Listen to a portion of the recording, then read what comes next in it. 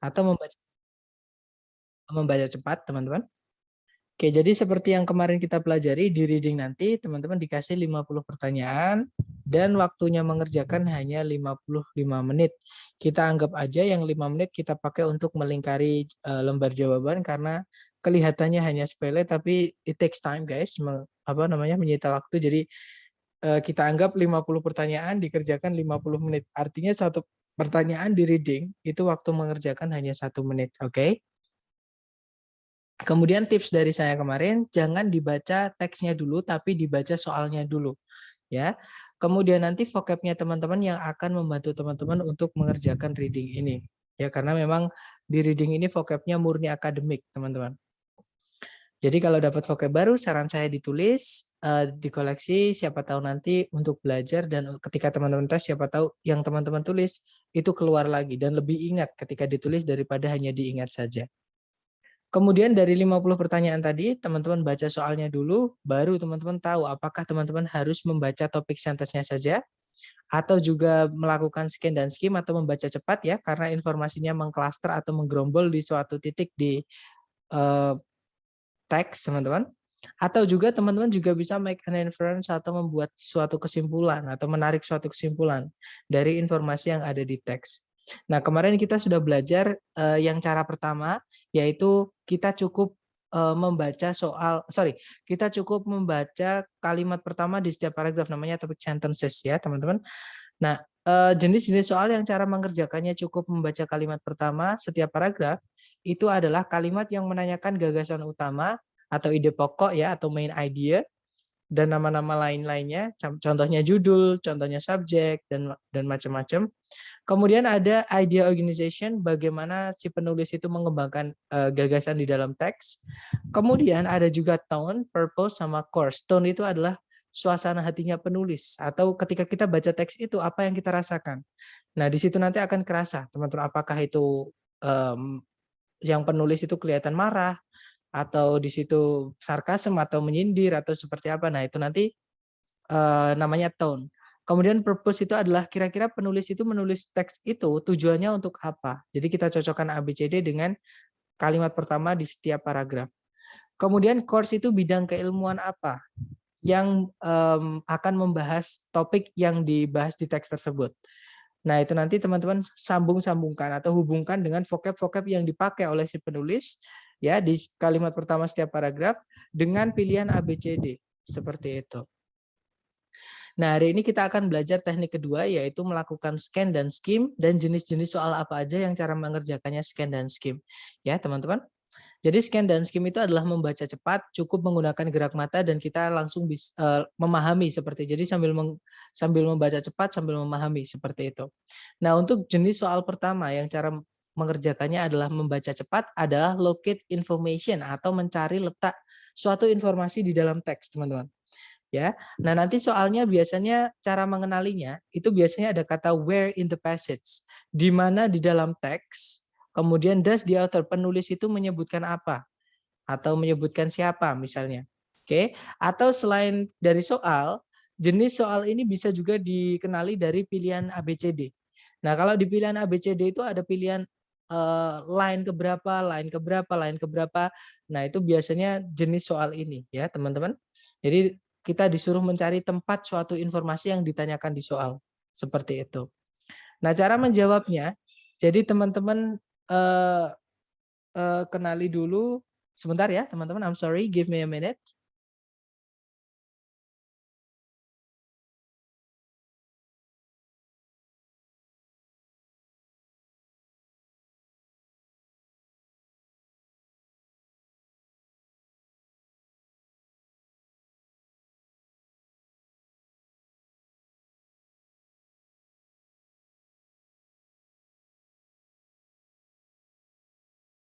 Alright, I'm back. I'm sorry guys.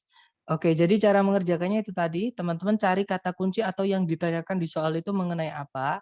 Kalau sudah ketemu yang ditanyakan tentang apa, tentang informasi apa, teman-teman cari informasi itu di teks disebutkan di mana.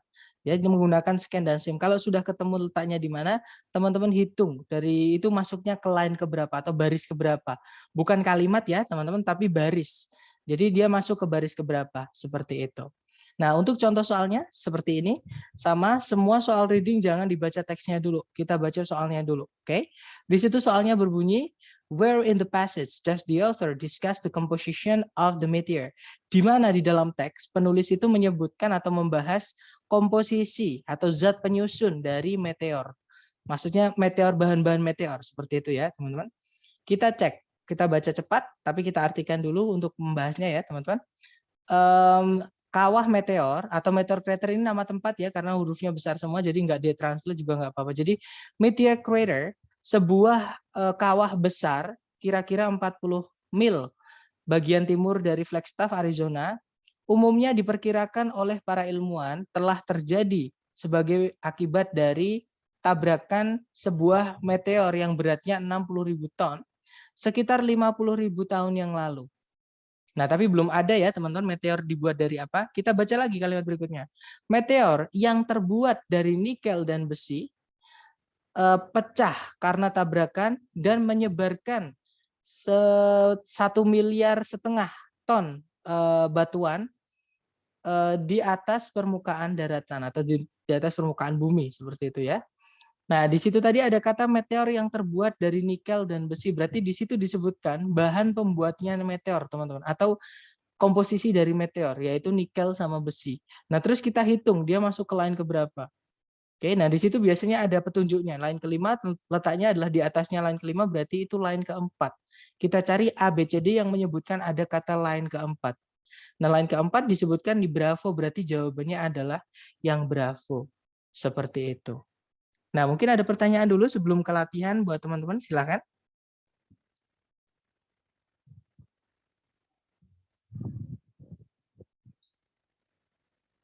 Oke, nggak ada ya teman-teman. Baik, kalau nggak ada, sekarang giliran teman-teman berlatih. Jadi di sini ada 2 soal. Teman-teman coba dulu, jangan takut salah, sepemahaman dulu. 2 menit dimulai dari sekarang, silahkan teman-teman.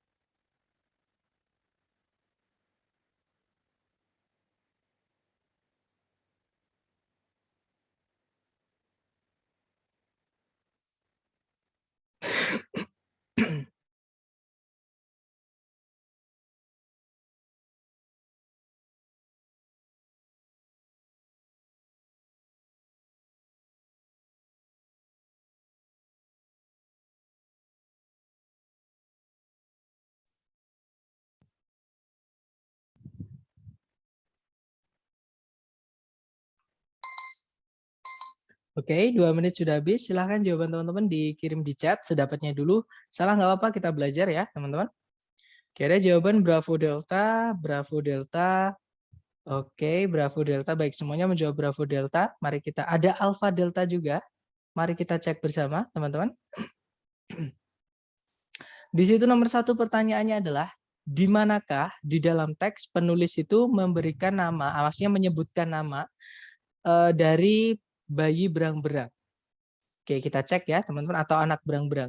Di situ kita baca berang-berang umumnya tinggal di dalam kelompok keluarga yang terdiri dari 6 hingga 10 anggota keluarga.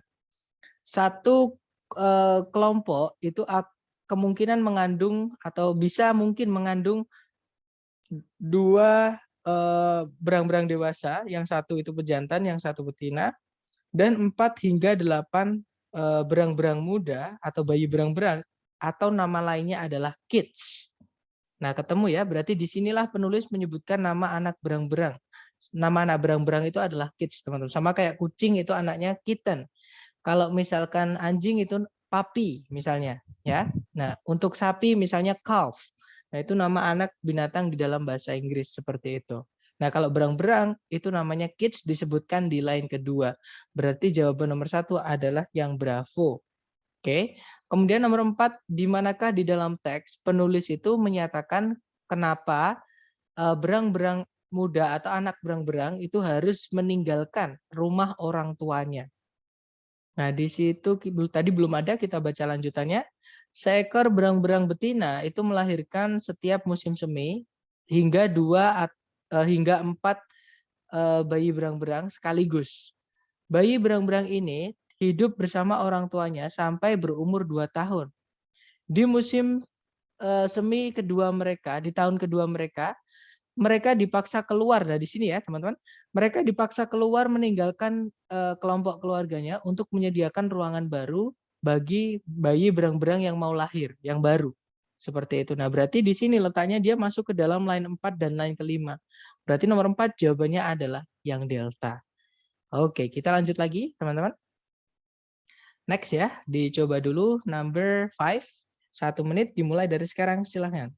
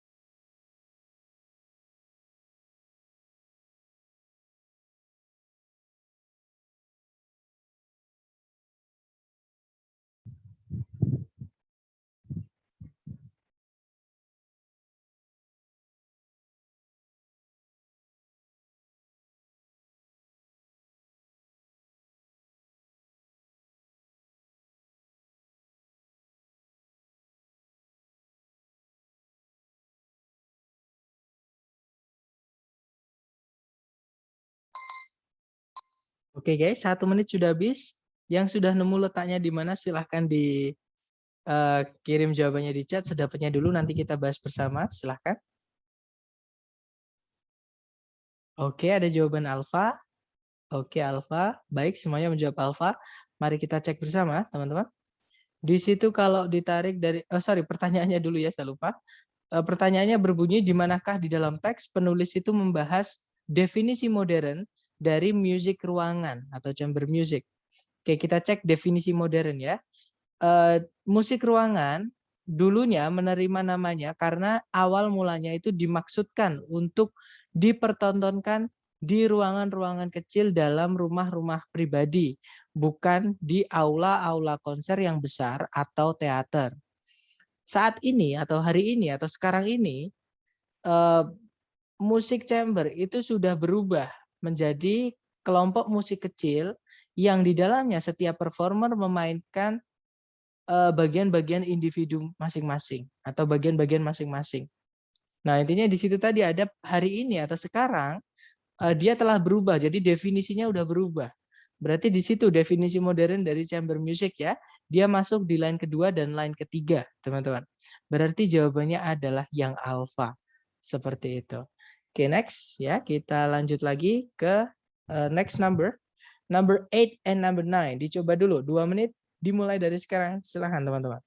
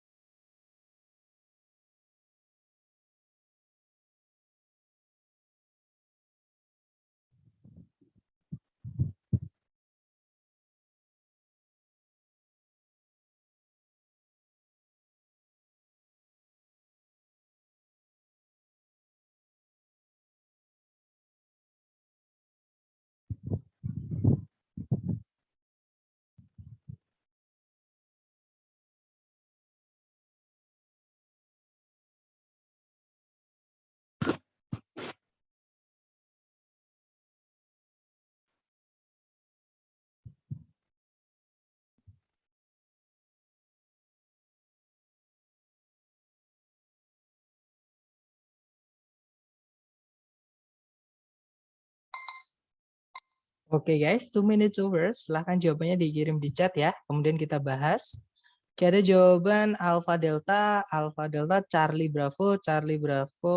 Oke, antara Alpha Delta atau Charlie Bravo. Mari kita cek ya, teman-teman. Di situ nomor 8 pertanyaannya adalah, di manakah di dalam teks penulis itu menuliskan daftar-daftar dari komponen dari campuran logam seng. Oke, kata kuncinya adalah komponen campuran logam seng. Di situ sudah menjadi hal biasa untuk melapisi metal atau logam, seperti contohnya besi dan baja, dengan lapisan pelindung yang terbuat dari seng, atau sebuah campuran yang terbuat dari seng yang dicampur dengan aluminium, cadmium, or tin. Nah, berarti di sini ya, teman-teman, komponen dari penyusun zinc alloy. Jadi campuran seng yang dicampur dengan aluminium, kadmium, sama tin tadi. Oke, berarti letaknya di line kedua. Otomatis nomor 8 berarti jawabannya yang alfa ya, teman-teman. Kemudian nomor 9, di manakah di dalam teks penulis itu menyajikan proses galvanisasi yang tidak atau yang kurang sering digunakan. Ada less routinely used, kurang sering digunakan. Oke, kita cek teman-teman. Method, kita baca lagi lanjutannya ya. Tujuan dari galvanisasi adalah untuk mencegah karatan pada besi dan baja. Kemudian paragraf kedua, metode yang paling umum untuk menggalvanisasi logam adalah proses galvanisasi yang menggunakan hot dip atau celupan panas seperti itu ya, teman-teman. Di dalam proses ini besi atau baja itu dicelupkan ke dalam bak yang terisi dengan cairan panas, yaitu campuran seng cairan seng untuk membentuk lapisan pelindung kira-kira tebalnya 0,003 inci. Kemudian itu tadi yang bukan jawabannya ya teman-teman, karena itu yang paling sering digunakan. Yang ditanyakan adalah yang kurang sering digunakan, less routinely used. Kita baca kalimat berikutnya. Another method of galvanizing that is not as common is the process known as electrogalvanizing. Nah, berarti di sini metode yang lain dari galvanisasi yang tidak sama seringnya dengan apa? Dengan sebelumnya tadi, teman-teman. Adalah proses yang dikenal sebagai electrogalvanizing. Oke, berarti jawabannya dia di line ke-6 sama line ke-7. Oke. Nah, ada 6 sama 7 dan 8. Berarti jawaban nomor 9 adalah yang Charlie. Ya, teman line 6 sampai line 8. Seperti itu. Berarti Alpha sama Charlie. Oke, lanjut lagi teman-teman. Oke, ternyata untuk jenis soal pertama yang cara mengerjakannya adalah teman-teman melakukan scan dan skim atau membaca cepat, itu adalah ketika ada soal yang menanyakan letak suatu informasi. Nah, sekarang soal kedua yang cara mengerjakannya juga scan dan skim, namanya adalah pronoun reference atau rujukan kata ganti, teman-teman. Oke, jadi kata ganti yang ada di teks, misalnya dia, misalnya mereka, misalnya misalkan yang lain, itu maksudnya ke siapa, kembalinya ke siapa, dia itu maksudnya siapa. Nah, ada soal di reading itu yang menanyakan seperti itu. Ya, teman-teman. Nah, kalau teman-teman menemukan soal yang seperti itu, yaitu biasanya bunyinya ada kata the pronoun A atau the word A in line B refers to, jadi kata A atau kata ganti A di line ke B merujuk kepada. Nah, kalau teman-teman menemui soal seperti ini, baca kalimat, mulai bacanya dari kalimat sebelum kata itu disebutkan. Misal kata itu disebutkan di kalimat ketiga, berarti teman-teman pahami mulai dari kalimat kedua. Nanti akan ketemu, di situ kata gantinya merujuk ke kata apa yang sebelumnya sudah disebutkan. Seperti itu. Oke, atau kita ke contoh soal ya. Contoh soalnya kurang lebih seperti ini, teman-teman. Sama, untuk reading jangan dibaca teksnya dulu, kita baca soalnya dulu. Di situ soalnya berbunyi kata ganti they di line kelima merujuk kepada they di line kelima. Nah, nanti sudah ditandai seperti ini, teman-teman. Biasanya ditebelin seperti itu. Oke. Nah, karena they itu muncul di sini, kita baca dari kalimat sebelum titik.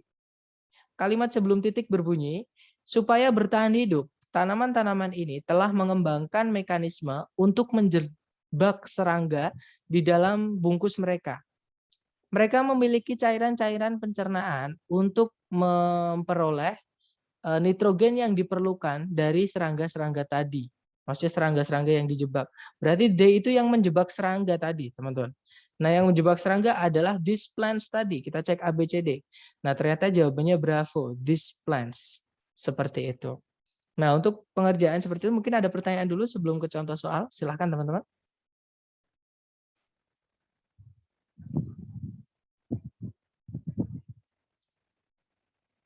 Nggak ada ya? Baik, kalau nggak ada, sekarang kita lanjut ke latihan buat teman-teman. Di sini ada satu soal, dicoba dulu, jangan takut salah. Waktunya 1 menit, dimulai dari sekarang. Silahkan.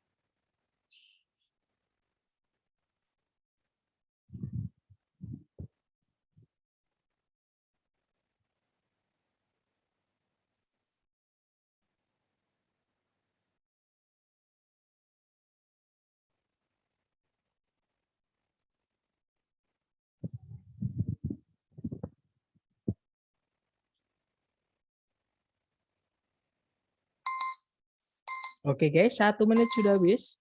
Silahkan jawabannya teman-teman dikirim di chat ya. Dan saya lihat di situ ada jawaban Charlie, Charlie, Charlie, dan semuanya menjawab Charlie. Oke, mari kita cek bersama teman-teman. Kita baca soalnya dulu. Di situ soalnya berbunyi kata ganti it di line kedua merujuk kepada it di line kedua. Oke, kita baca dari kalimat sebelumnya. Kalimat sebelumnya berbunyi, bulan purnama yang terjadi paling dekat dengan titik balik matahari telah diketahui sebagai bulan panen atau harvest moon. Dia merupakan sebuah bulan yang cerah yang membuat para petani itu bekerja lembur sampai malam hari untuk beberapa malam. Nah, berarti bulan yang terang tadi sebelumnya disebutkan ada bulan, yaitu full moon atau bulan purnama yang terjadi paling dekat dengan equinox, atau nama lainnya adalah harvest moon. Kita cek teman-teman, antara harvest moon atau bulan purnama yang paling dekat dengan titik balik matahari.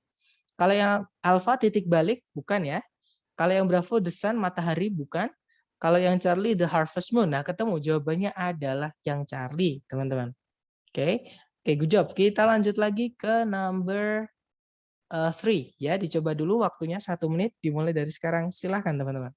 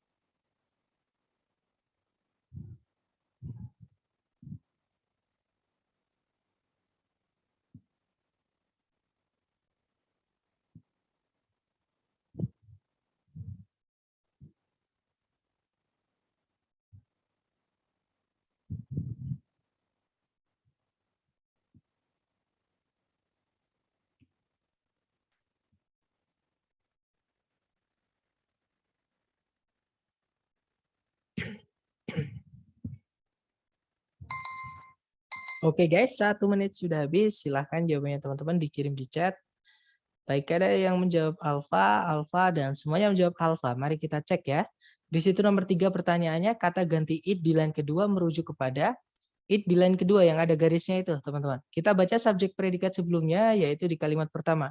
Kalimat pertama berbunyi, Mardi Gras yang berarti hari Selasa gendut dalam bahasa Prancis diperkenalkan ke Amerika oleh penjajah Prancis di awal abad ke-18. Sejak saat itu, dia telah tumbuh menjadi populer, khususnya di New Orleans. Dan sekarang ini dia bahkan menjadi sebuah hari libur resmi di beberapa negara bagian. Nah, dia di sini berarti yang dimaksud yang hari tadi, teman-teman, yang menjadi populer, yang dijadikan hari libur resmi tadi adalah ya, kalau nggak Mardi Gras ya, Fetish Day in France. Ya, teman, kita cek aja. Yang alpha Mardi Gras. Nah, ketemu langsung jawabannya adalah yang alpha. Oke. Lanjut lagi ke number 5. Dicoba dulu, 1 menit dimulai dari sekarang. Silahkan teman-teman.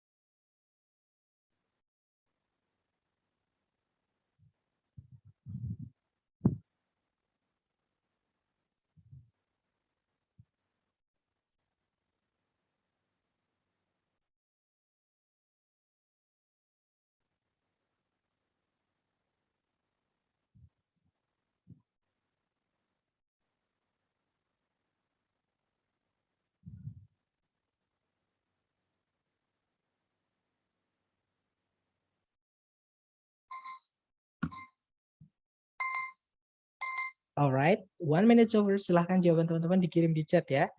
And then we will discuss them together. Silahkan. Baik, ada jawaban alpha, ada juga jawaban bravo. Let's do it together, guys. Oke, di situ nomor 5 pertanyaannya, kata ganti they di line ketiga merujuk kepada they di line ketiga. Nah, berarti di sini setelah titik kita baca dari kalimat sebelum titik, kalimat pertama. Dia berbunyi, firma finansial atau perusahaan finansial Dow Jones and Company menghitung statistika bisnis setiap jam di jam-jam kerja sepanjang hari kerja sepanjang tahun. Dan statistik-statistik ini dikenal sebagai Dow Jones Averages. Mereka berdasar pada kelompok saham dan surat-surat berharga pilihan yang diperdagangkan di bursa saham New York. Nah, yang dipilih tadi ya berarti Dow Jones Averages atau kalau nggak gitu the statistics ya, teman-teman. Kita cek ABCD. Yang alpha the business days, bukan hari-hari bisnis ya. Kalau yang bravo the statistics. Nah, ketemu teman-teman. Jawabannya adalah yang bravo, yang the statistics. Oke, kita coba lagi. It's okay. Number 6. Dicoba dulu. Number 6 and 7 ya. Berarti 2 menit, teman-teman. 2 menit dimulai dari sekarang. Silahkan.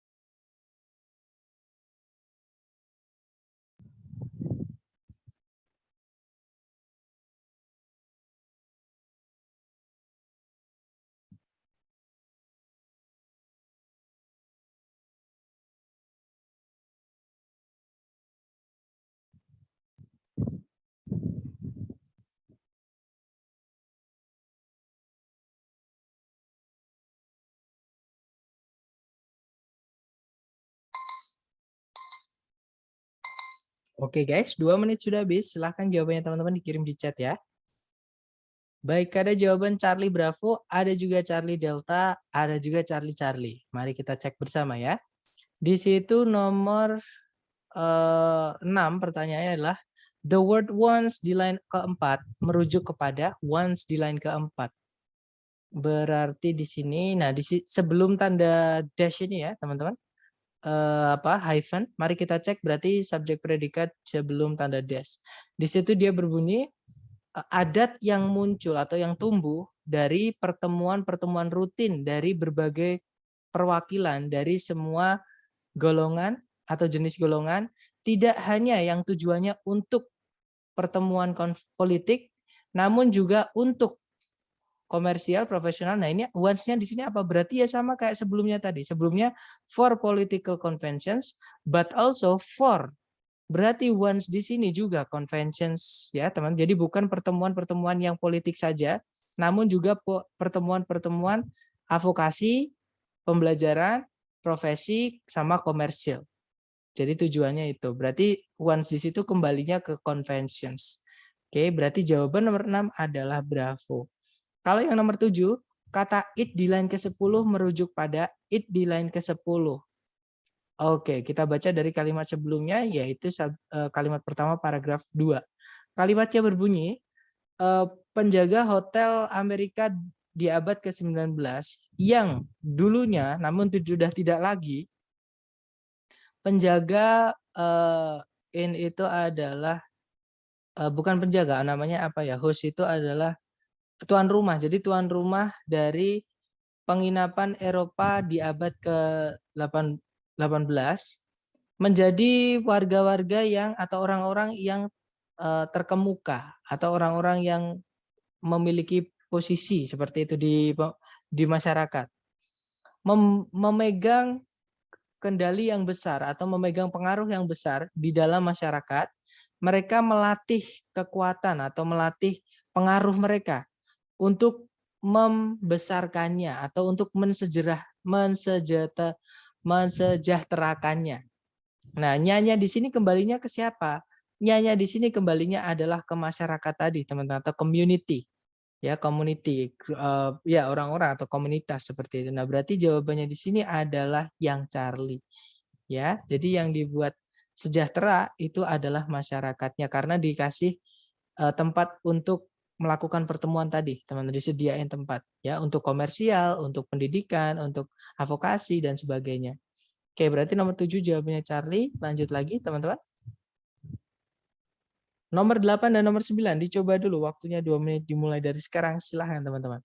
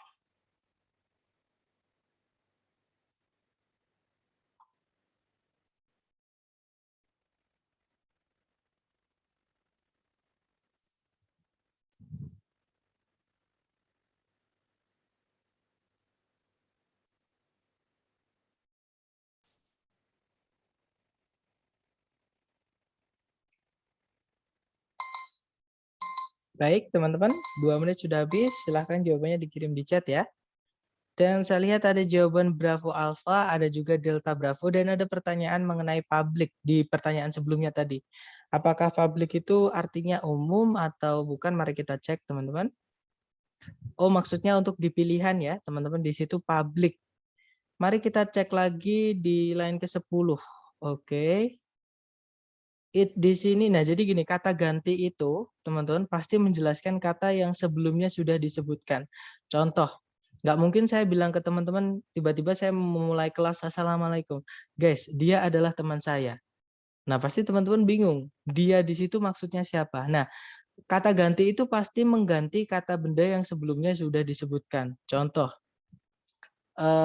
Wawan memiliki eh, memiliki orang tua yang baik banget, misalnya.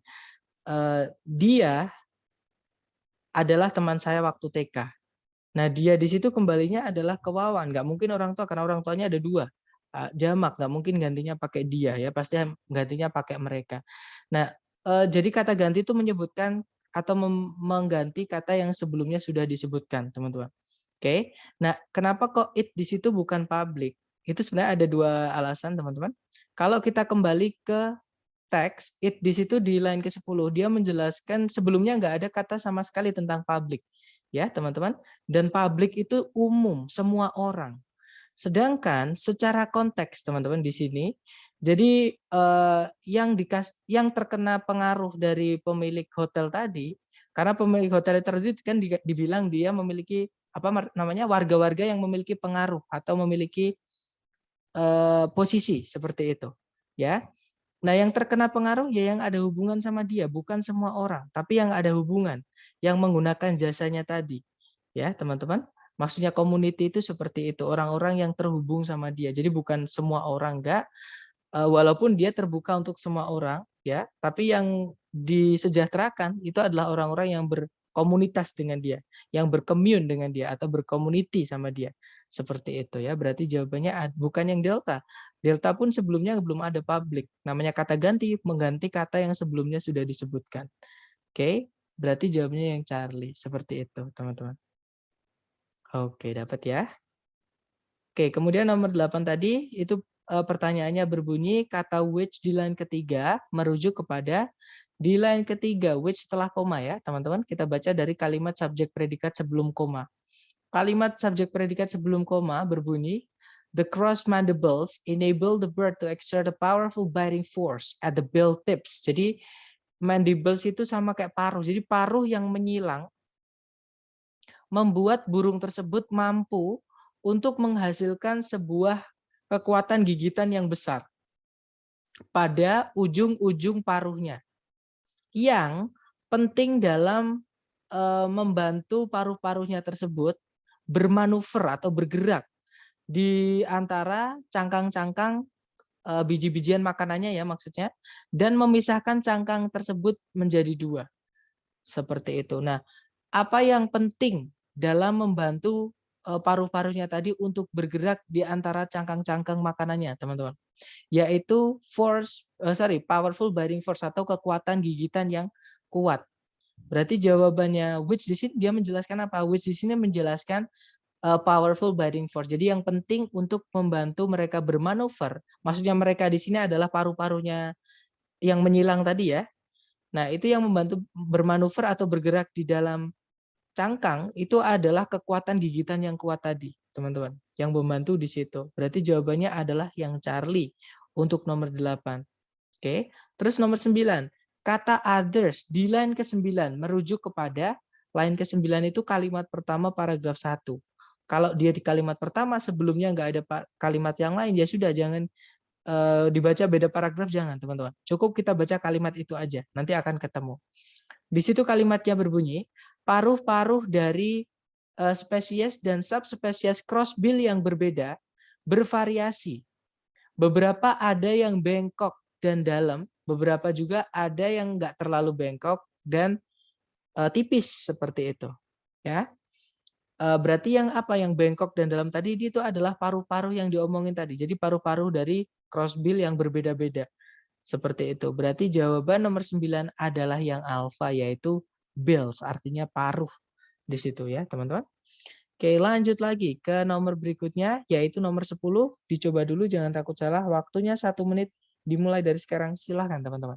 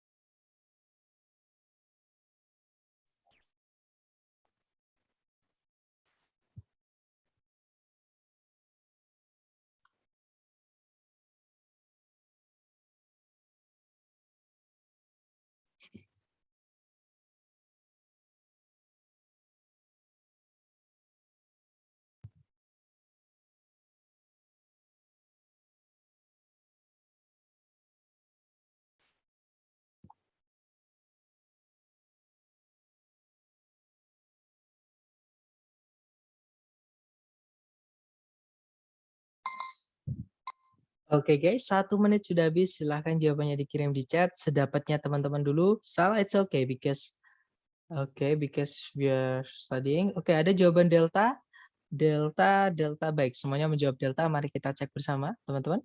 Di situ nomor 10 pertanyaannya adalah kata they di line kelima merujuk kepada they di line kelima. Nah, setelah titik koma ya, teman-teman, itu sebenarnya juga conjunction tapi berbentuk eh, apa namanya? Tanda baca. Jadi sebenarnya dia conjunction tapi tanda baca ya, teman-teman. Mari kita baca dari kalimat sebelum titik koma. Kalimatnya berbunyi, ini berarti bahwa wagon freighting atau penggunaan wagon freight, kemudian penggunaan stagecoach dan penggunaan kapal uap itu tidak berakhir ketika kereta api pertama kali muncul. Namun mereka menjadi supplements atau feeders. Jadi kayak bahasa Indonesia yang enak itu ngantar kayak gitu, entah pengantar barang, entah pengantar penumpang, entah pengantar surat seperti itu. Ya, intinya di situ yang nggak berakhir pada saat kereta api muncul itu adalah kendaraan-kendaraan yang sebelumnya sudah disebutkan, yaitu wagon freight, stagecoach, sama steamboat. Mari kita cek teman-teman, yang Alpha Tracks bukan, yang Bravo Trains juga bukan, yang Charlie Freight itu artinya barang-barang ya, mail surat, passengers penumpang, bukan itu yang berakhir ya teman-teman.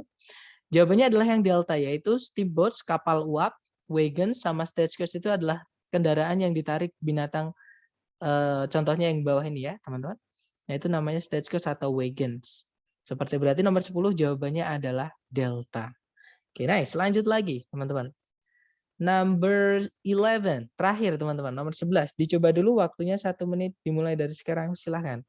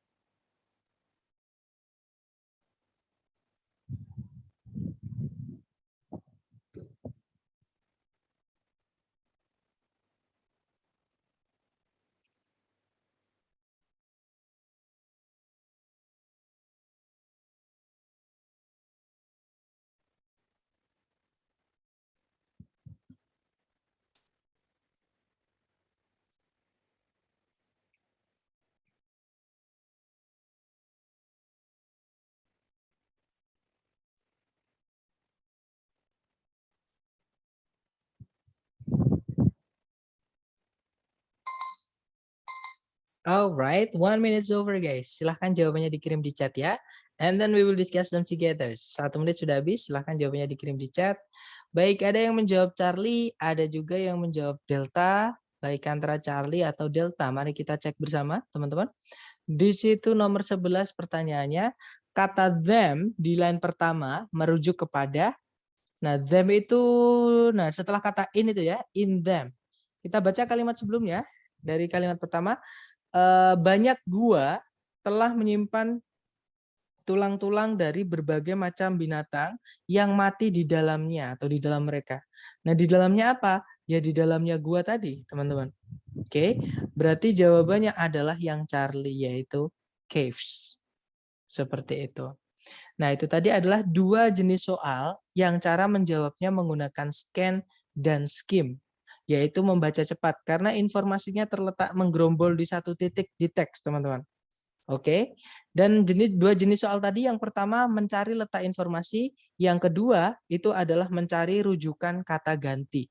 Seperti itu. Nah, sebelum saya akhiri nih, mungkin ada yang masih mengganjal atau masih ada yang ingin ditanyakan dari teman-teman, silahkan ditanyakan, teman-teman.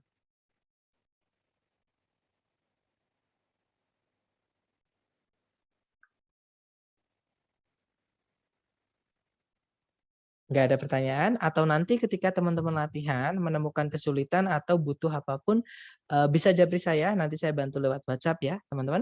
Baik, thank you so much for having me tonight, guys. I'll see you again next time. The last I say, Assalamualaikum warahmatullahi wabarakatuh. Thank you, Mister. Okay, guys, have a nice dream, okay? See you next time.